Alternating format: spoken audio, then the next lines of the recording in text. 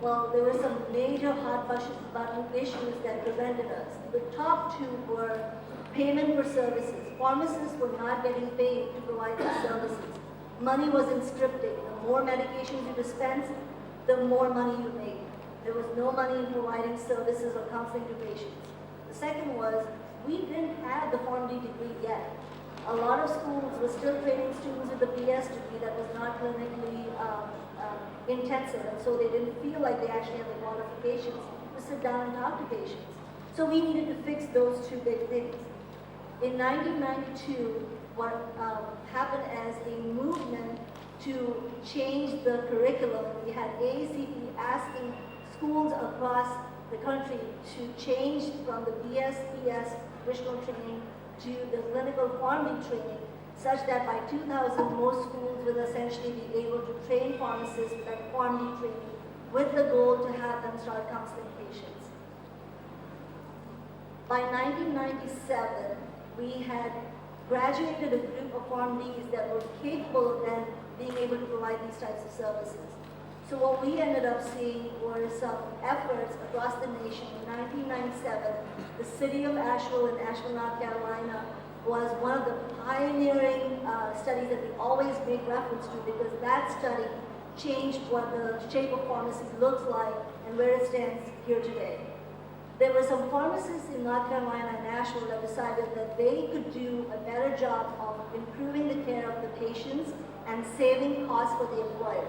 So they got together, they went to the employer, which was the city of Asheville, and they said, trust us, give us an opportunity, we'll work with your patients, and we'll show you that you can lower your costs, and you can improve your employees' quality of life and grow productivity. If employees are healthy, they'll do more work, you'll get more return on your money. For whatever reason, the city of Asheville, bid on the idea of doing this, and they went ahead. And within a year, they were able to show the employer that they were saving them money.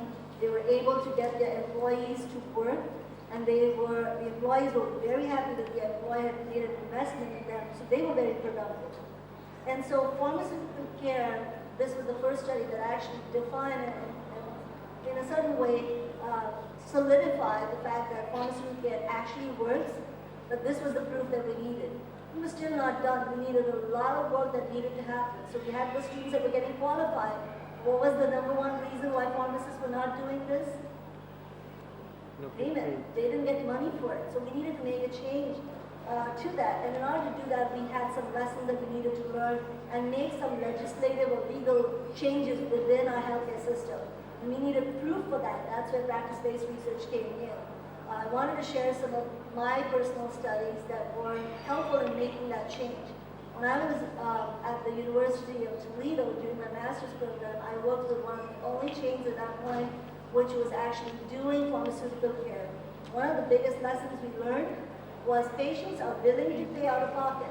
They are willing to pay a pharmacist for providing counseling if they see the value in this counseling. We had a nurse that said, I've been practicing for 20 years. And I've had diabetes for 20 years. Not my doctor and none of the people that I worked with was able to tell me what I should do on a regular basis so that I can keep my A1C value down. And she sat down with a pharmacist. Her A1C values came down within like 3 to 6 months. And she was a much better grandma and a much better person. And she said, I have 20 years of experience. And all it took was this one pharmacist to make that change for me. The second study that I was fortunate to work with my colleagues down at the University of Florida, and actually my mentors, was with HRSA, which is a federally funded agency for underserved patients. And what we found was there is no one-size-fits-all. It will apply to your model as well. The hospital pharmacists do a very different thing with their patients. Your community pharmacists may do something totally different. The business model for community pharmacy is going to be very different than the business model for hospital.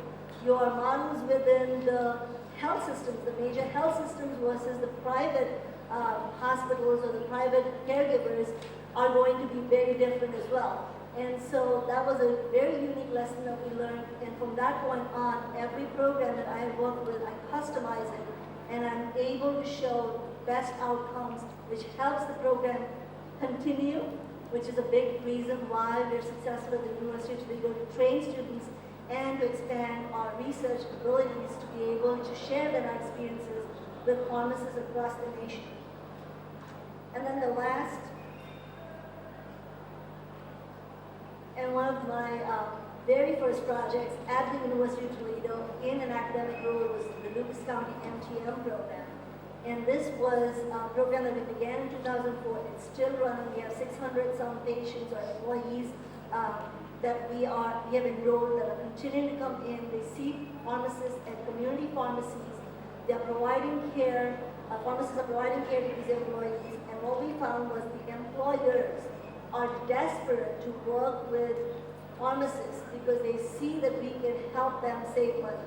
They want to keep their costs to a minimum because the more they spend out of pocket, the more they are in trouble. And so they want us to be able to work with them so that we can bring those numbers down.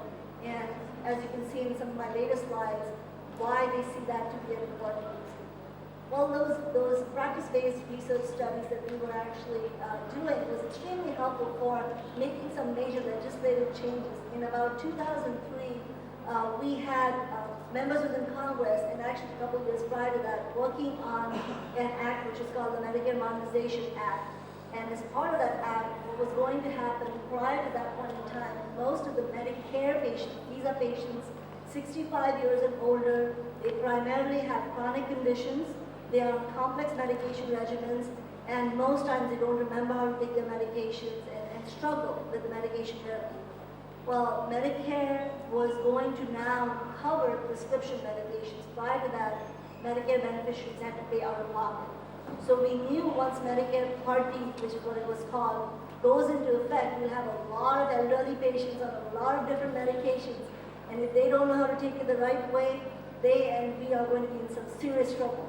And so what was decided at the legislative level was to include medication therapy management or pharmaceutical care as part of the Medicare Modernization Act, such that when Part D went into effect in 2006, pharmacists would now be reimbursed for providing these services. So now we actually get paid for providing pharmaceutical care services. In fact, in 2007, they put into place billing codes which physicians have historically had. So physicians see a patient and they can bill an insurance company for the services they provided. We can now do that because of these billing codes that were put in place in 2007. Well, MTM since that point has become a mandate, at least for Medicare beneficiaries, and it's nothing but your own model of pharmaceutical care. It's where a pharmacist sits down with a patient in collaboration with the patient's other healthcare providers to provide the best care and the best therapy possible for the patients. They answer questions. They don't just sit down at one point, but they monitor patients continuously. And so it was a model that was accepted not just at a professional level, but at a federal level, which is very, very important. If you can get the guys on the top level of your country to see the value of what a pharmacist does, you're going to be in good shape because they're going to be your biggest advocates to get you to that next level. And I think that's what we need in the society here, is that move to get people above and beyond the profession of pharmacy to actually understand what we do within our field. So why was this role needed? As I said, employers cover insurance. Between 2000 and 2010, the amount of increase that we saw in insurance premiums was outrageous. Employers spent about 114% more on premiums than they did in 2000. Out-of-pocket contribution as a patient, I had to spend about almost 150% more in 2010 than what I paid in 2000. Those were incentives, huge incentives for why we needed MTO, why we needed pharmaceutical care. But we spend a lot of money, so do you think we were actually helping people by pharmaceutical care? Maybe, maybe not. Well, I want you to familiarize yourself with the statistic. The number of Americans that actually die due to medical errors, things that you and I as pharmacists can prevent, is the equivalent of a Boeing 747 crashing every 2 days. And I tell my students this, because in America we were very traumatized with the events of 9/11. And I say, think about that, and think about what happened on a daily basis We as pharmacists are allowing 9/11 to happen with our patients every single day. It doesn't matter if I'm in America, Jordan, or India. And who would want blood on their hands? I surely don't. So what do I need to do to change that model? And what I need to do is actually care for patients, talk to them, counsel them, so that we don't make this statistic a reality for us. Because this is a huge number, and we don't want to be anywhere close to that. The healthcare system in 2011, we spent a lot of money, but a lot of money is actually wasted. The U.S. spends about $2.2 trillion on healthcare, of which we waste about $1.2 trillion, and we waste it for things like hospital readmissions. We get a patient into the hospital, we do some wonderful work with it. We do the whole workup, the labs, the whole 9 yards. He gets this deluxe treatment, and then we send him back home with a bag of medications. What happens? They go back home, they don't have a caregiver with them, they don't know how to take their medications, they go back to the old medications they took before they actually got to the hospital. And so what happens? We see them back in within the next few weeks. So everything we did with them when they were in the hospital was not effective at all. And now, because hospitals are not going to get paid for the readmissions, there is a huge need for us to actually provide these types of services. So I guess what we need to see change are declining really fast. There's a number of reasons for that. But for example, when I, as a pharmacist, dispense a medication, I get only 2% of that money that I spent in dispensing the medication that comes back to the pharmacy. Just 2%. If I provide pharmaceutical care, I get to keep the whole 100%. So as a business, which one would you like? 2% or the 100%? 100, right? It's a business model that you would want to support. We also now have pharmacists that are adequately trained. And one of the complaints we get is, we still have to push medication, we still have to fill medication. So what do? How can we free up our time? Well, technology has a role to play. We have Script Pro. I'm not sure if you're familiar with this machine or this robot. It is an automated system that is in most pharmacies in the US. In fact, I was in Saudi Arabia last week, and I saw it at the King Faisal Hospital, and they were using it for the same reason we use it in the US, to help with dispensing of medications. We also have, after the medication is actually filled and is ready, the labels put on, we have a tech program, meaning the technician comes in and checks the label to make sure that the medication that is filled is the right medication. Historically, pharmacists used to do that. Now we have 2 technicians trained to check this. It's called a tech program. It's legally accepted. And so now we have a method where the dispensing is done by a robot, the checking is done by a tech, and in Saudi they were having their BS trained pharmacists do the tech feature.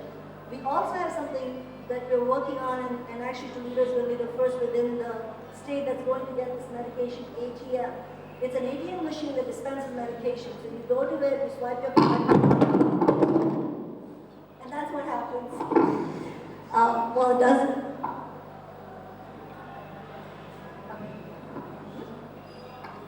And just as the huge calamity we had here, you'll get all your medications dispensed by this ATM machine. Well, if we see a wonderful change within technology being able to facilitate and free up our time, what does the pharmacist do then? I usually have students that say, if technology and robots are doing everything that we are doing, what should I do? Well, you should then provide pharmaceutical care. You should be able to sit down and talk to your patients. You should be able to talk to the physicians and help make those changes, because that's what they do. So why do we need to do practice-based research? Why do we need to document? Physicians don't understand that it doesn't take 1 study or 2 studies, but it takes several. You need to look at your own practice. You need to follow your practice and be able to show physicians the impact that you're causing. You want physician advocates. I believe the Minister of Health that was here earlier today said that medicine is nothing without pharmacists, or doctors need pharmacists, something to that effect. And that is so true. We need physicians like that. We need more and more of them. And the only way we can do that is by convincing them that what we are doing is not taking business away from them. We're actually helping them expand their business. There are two things that I really like about healthcare. One is you're in the profession to take care of patients, but it's also a business. We're running a business, and we need to have a business sense to run this business, because without that, you're never going to be successful. As much as you want, as altruistic as you want to be, if you're not making money, you're not going to be able to sustain and stay in the business. It also helps quality improvement. Just because you put a program together and say, okay, everything's done, I can go out and do this for the rest of my life, is not how it works. You need to keep monitoring what you're doing and improving it so that you provide the best care, you get the best results, you save the most money for your stakeholders. It also helps us identify various models and methods, and it helps us in assisting the development of programs that actually help with the business. So how did we apply practice-based research to our profession? I want to share with you 3 studies really quick that we did, and I'm not going to go into a lot of detail with regards to these studies, but I wanted to show you the outcomes that we were able to capture. The Lucas County MTM program, the City of Toledo MTM program, and the Canada MTM program for medication therapy management programs that began roughly in 2004 and have at various times been continued on since then. All the programs that I have on my slide are award-winning programs. They were recognized by various national and international organizations for the richness of information that they were able to share with not only the stakeholders, not only the physicians, pharmacists, patients that were involved, but with the rest of the community. So some of our reasons for developing this, and you may want to use this if you wanted to come up with a program or you want to make a case for why you should be providing these types of services for a specific population, either within your practice or within the country as a whole. In the US, we saw a rise in the patients with metabolic syndrome, obesity, and being overweight is a huge problem. And especially in Ohio, we saw that increase very rapidly. There was a huge economic strain on the employers. They were shelling out a lot of money, and employees were not being as productive. They were sick all the time. They weren't able to have a good family life. They weren't able to be good workers. We also saw a rise in insurance premiums, as I discussed previously. Physicians started seeing a lot of these patients, and they wanted patients to come to them, but because they had to counsel the patient on the disease, on the medications, and all of that stuff, let's say on a typical week, if they got 1,000 patients, they were able to see only about 700 of those patients. So they were losing 300 patients on a weekly basis because they didn't have the time and they had to do all these things crammed into the sessions with the patient. So physicians saw the need to get them some free time so that they would be able to see more patients and increase their business model. We saw a change in the role of the pharmacists. Pharmacists were trained to provide these services, wanted to provide them, and we wanted to develop successful and sustainable, financially viable programs. So my lab, the Pharmaceutical Care and Outcomes Research Lab, took a lead role in saying, let's get these various groups of people together, and we will work with employers, we'll work with the insurance companies, we'll work with the patients, we'll work with the pharmacists, so that we can provide the pharmaceutical care, we'll make sure that the pharmacists are paid for the services and so on. Let's see the results, because we had some very wonderful results. Each of the programs had diabetic patients. What we saw as these programs were rolled out, the number of patients that were able to reach their goal between the start of the program to the end of the program, or a 12-month time point, there was an increase, a huge increase in the number of patients that were able to reach goal. And that was consistent for each of the 3 programs. We also saw that patients that, as an example, for the City of Toledo, patients who were not in control at the start of the program, we saw a higher number of those patients get to goal, get to control at the end of the program, or sometimes even in the interim or during the program, at the 6-month time frame. We looked at blood pressure and we saw the same types of results. We saw that patients, higher number of patients were able to reach goal at the end of the program or after joining the program in some of these cases. And again, as you can see, these numbers were really high. They went from 20% to 60% and so on. And again, it was a consistent theme that we kept seeing. We saw again for blood pressure, patients who were out of control dropped tremendously towards the end of the program, and those patients that were in control hiked up. We saw patients being able to make some major lifestyle changes. Caffeine intake reduced. We saw increase in hours of them exercising, which is really good for patients with metabolic syndrome. We looked at the employees and found that they were able to manage their blood sugar well. There were patient after patient who told us that they had diabetes for 4, 5, 20 years, and nobody had actually had a conversation with them on monitoring their blood sugar. And so they would have hypoglycemic or hyperglycemic events all the time. They were in the ER almost perpetually. One of the patients actually said, I have one home and one home only, and he told us the name of the hospital. That was his home, because he spent so much time there. Well, all of that changed as a result of this program. We saw an increase in the number of flu shots, podiatrist visits, specialist visits that patients actually need to see. It's so easy to tell a patient with diabetes how to take care of their foot, and you do that in a matter of seconds, but you can save them and their employer a lot of grief. A foot amputation costs around $50,000 or higher. And for a patient, you can only imagine the trauma of losing a limb and the ability or lack thereof to take care of his family. Economic outcomes. We wanted to show them that the money that they invested, they actually made a profit on it. And we saw that within, just as an example for the city of Toledo, within the first year, we had 96 some patients that we followed. There were 100 and a few dropped out. And what we saw was we were able to save the employer $200,000 within that first year. This was actual money, not estimated cost, actual cost, within that first year. We also saw that office visits increased, meaning patients going to see their physician, the number of times they went to see their physician increased, and the amount they spent to go to see the physician increased. Do you think you know what the reason for that might be? Specialists. They were seeing more specialists. They were doing some of the things that they should have done, healthy practice behaviors. They were following guidelines that should have been in place, or standards of care that should have been in place that weren't historically in place, that now started operating as a result of this program. And overall, we ended up seeing a 41% drop in costs. Remember I said there were some patients that dropped out of the program? So just looking at patients that were in the program for the whole 12 months, we saw an even bigger change. There was a 75% drop in cost for an employer. Which employer is not going to be happy with these numbers? They're going to have more productive employees. They're going to pay less out of their pocket. They want pharmacists. This is why they want us. Because we save them money. We improve the care of their patients. Doctors, why do you think they want us? Why do you think they're actually now happy that we are part of their model?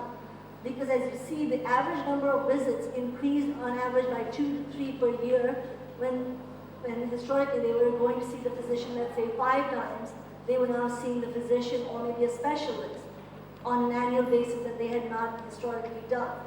We also saw that for an ER visit, there was an average cost saving of roughly about $350 for each of those ER visits. A lot of times patients would go to the ER just because they didn't know what to do. And it could be as simple as spending 2 minutes with them and preventing an ER visit. We saw a hospital visit drop tremendously. The average amount that was spent was less than 10,000 or 15,000 in some instances that was actually saved for the employer. Again, those are numbers that an employer or any business is going to be wanting to hear, because they are able to then make a bigger profit. So quality of life improved, patients were healthier. These are employees, remember. These are people that are like you and me at work. They need to be healthy. They need to be able to be productive. The employer was happy with us because we kept his employees on staff. The doctors were happy with us because they were able to see more patients. One of the things that we noticed was patients now had a better understanding of their disease, and as a result of that, they were actually able to take better care of themselves. So the doctors who now were able to see those, who were not able to see those 300 patients, were now able to see the total 1,000 patients that they were getting. And so they were very happy with these numbers. But did we actually equate, did we get the same return on investment, or did we do better?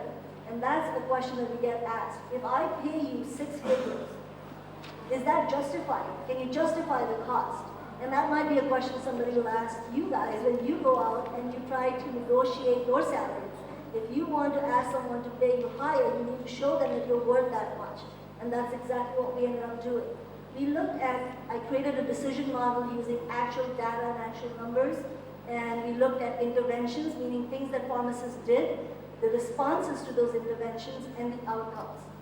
So, as an example, I'm going to track you through one series of outcomes or interventions. So, an intervention for a patient with diabetes was that the pharmacist found that the patient had an abnormal A1C. So the pharmacist recommended or alerted the physician of an abnormal A1C. The pharmacist, over a period of time, performed various interventions. They had some 400, close to 400 some interventions, of which 130 times they were able to alert the physician of an abnormal A1C.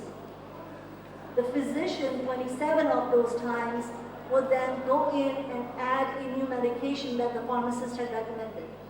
Once this new medication was added, we wanted to see what would happen.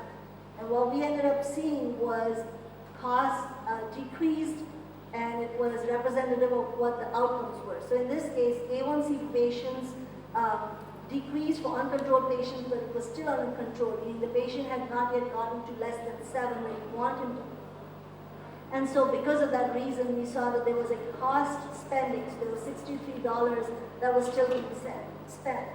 But then when A1C decreased to gold, there was a cost saving of about $241 some dollars. Well, what does that all mean? And I want to share something with you. If you look at this, row that I've actually highlighted, using the decision model, we were able to capture how much money we actually saved. And I'll do the math for you. A pharmacist, historically, let's say in the US, gets paid $60 an hour. Okay? So it's $10 for 10 minutes. To make a call, we ran a time series analysis, and we found that for a pharmacist to alert the physician of an abnormal A1C, it takes him on average 10 minutes. So the employer or whoever writes the paycheck pays $10 for that 10-minute phone call, but saves or earns about $1,500. Is that a good investment? Show of hands if you think it's a good investment. Would you buy that? Yes? Hey, well, if you would, that's the kind of information people outside of here need. They need practice-based research to show them what you're worth, to show them that you are more and better than what they have traditionally thought of you guys as being. And so I see a huge growth within pharmacies, within the increase in customers, the converted physicians like I've been describing, and the happy pharmacy staff, just with those experiences with those programs. And I do this on a regular basis with pharmacists and organizations all across the country. We do this all the time. And we are, like I said, the only institute or lab right now extremely busy because this is something that's needed. And I'd like to reach out and collaborate with you guys if we have any opportunities to help you all as you work through the challenges that you face here. Some of the things that I wanted to share as lessons learned pieces. I know our president usually says, be the change you hope to see. If you want to be able to see a PharmD pharmacist like the one that you have in the US, do pharmaceutical care. If you want to be able to earn those 6-figure salaries, nobody else is going to make that change for you but yourself. You need to be able to go to organizations, go to agencies, you work with them to get whatever it is that you need so that you're able to get that change that you so desperately desire. Change is not easy, but you need to keep at it. You need to keep working. As you saw historically, we have had a lot of challenges. We're still trying to work through some of the kinks, and we will continue to do that as a profession in the US. And I know as you guys are trying to make those changes, you will have some struggles, but keep at it if you really strive to get yourselves to that PharmD practicing pharmacist role. We seek partners, we need champion physicians, and I think as you work, you need to be able to reach out to professional organizations, either the Jordanian Pharmacists Association or the American Pharmacists Association, which does work with pharmacists across the world to help them triage through various problems. And I'll be more than happy to work with any of you as I suggested earlier. Remember, you're only trailing the US by a few years. We were in the same situation as you are. You're not far behind.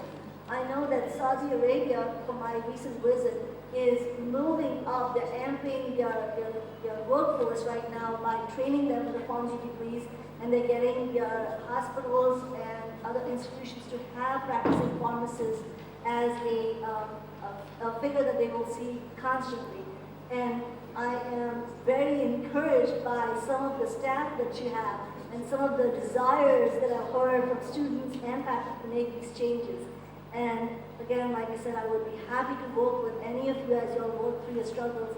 And hopefully this presentation gives you an idea as to the challenges we have to face. And please don't get discouraged. Just kind of continue to work at it, because that's where you will get to the very end. I just want to take any questions. Thank you very much. We'll leave the question to the end of the session, so that we run out of time. Okay. Our third speaker, Dr. Isa.